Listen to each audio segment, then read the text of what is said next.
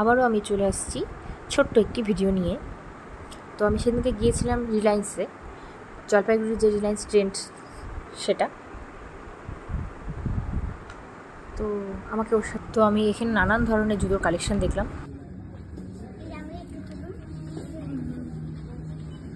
বাবা ম্যাচিং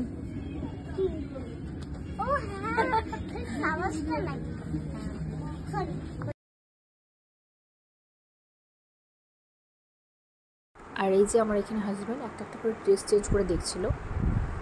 আর আমি বেসিক্যালি যেটা করি, একটা ফটো না তুললে আমার হয় না।